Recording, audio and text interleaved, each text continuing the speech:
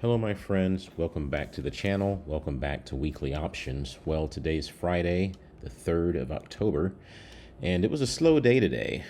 Today though, I was able to make $6,977.30 trading SPX Weekly and SPY. So I'll take you through my day and show you how everything unfolded and why I decided to go short the market by buying puts in the index. If you're new here, please like and subscribe. And with that said, let's get right to the video. Good morning, my friends. Welcome back to Weekly Options. Welcome back to the channel. It's Friday, October 3rd, and the market's going to be open in about another minute or two here. Just looking at the chart of MSTR, otherwise known as strategy. Do not have a position on in this, but there are certainly some things of interest.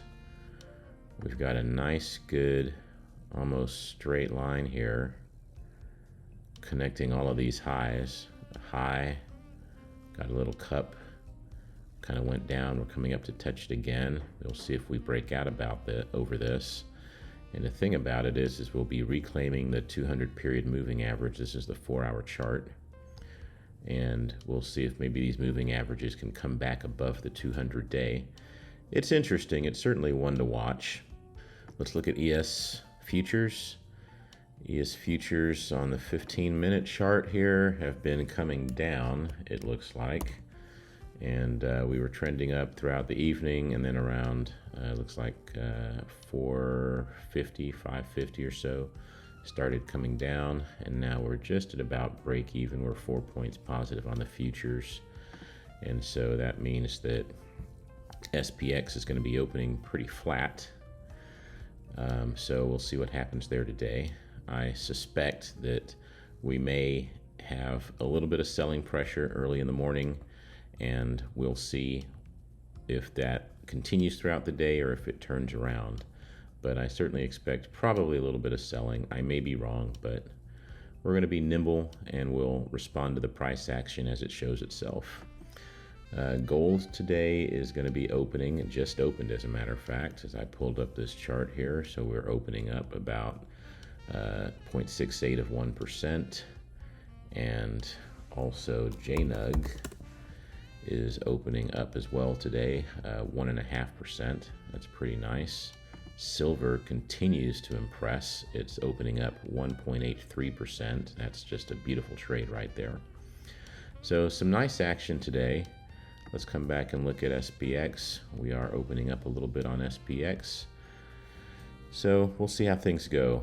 My trades today, I'll look to try to put on a trade in SPX. I may look to manage my JNUG trade. And some things that are of interest are SLV, maybe looking for an entry point back into SLV. And then also looking at some exposure to Bitcoin, so maybe IBIT, IBIT, or MSTR. Okay, we'll see how the day goes. I didn't realize this, but I already have a position on an SLV. Looks like I bought this on Tuesday of this week, and I'm already up about 10 to 12% on my options contract, so that's pretty good. So we'll just continue to watch the price of silver today, but glad I have some exposure to it. I'll be looking to manage that trade when it's reached my take profit level. 5-minute chart of SPX here, and as you can see, we pushed up just a little bit, but we have just been kind of plateauing right at around this 67.36 level and have not been able to really make a big solid push against it to go above it.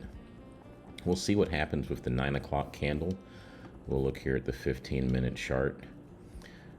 But we'll see exactly where the 9 o'clock candles go.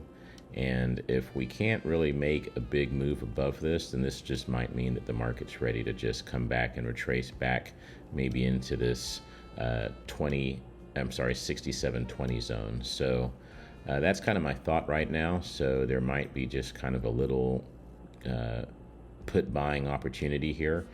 I don't know. We'll see what the 9 o'clock candle shows and then go from there. Candle comes in, and I've decided I'm just going to go short here for a couple reasons. We look a little bit toppy. We have all these topping wicks. The 9 o'clock candle had some sharp action coming down.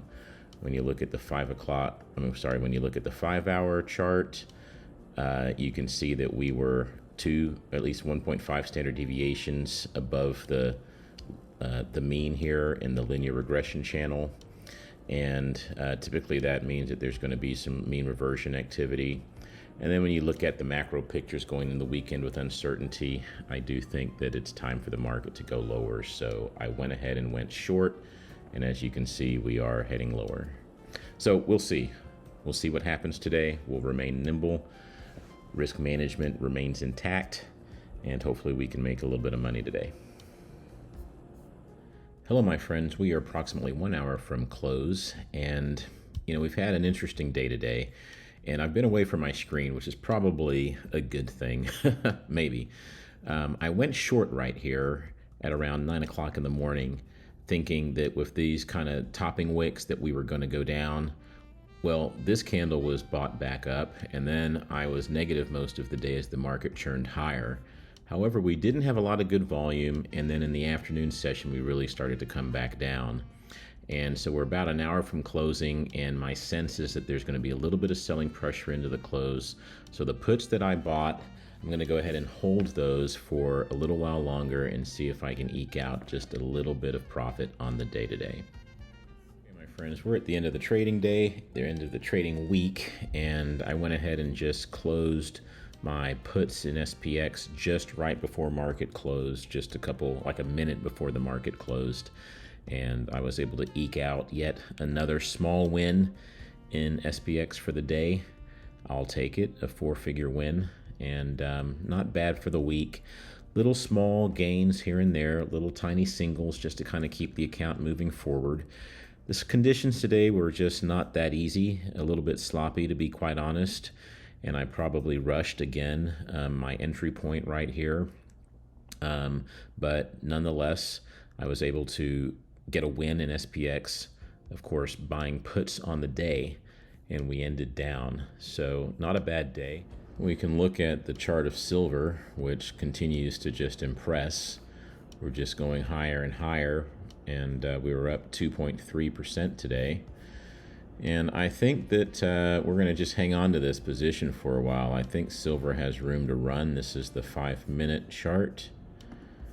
Probably just draw maybe some trend line, something like this, and maybe come to think that maybe we can get up to 44.11, maybe 44.20, which would be an increase of about another 1.5%. So we'll see how that looks going into Monday. And gold is also looking pretty nice. So I'm just hanging on to all of these, and we'll see how things look going into next week. It's been a great week thus far, and glad to have some good profits this week. Continue to try to work on consistency for next week, and at this point we'll just go ahead and look at the Kinfo and see how this week ended up.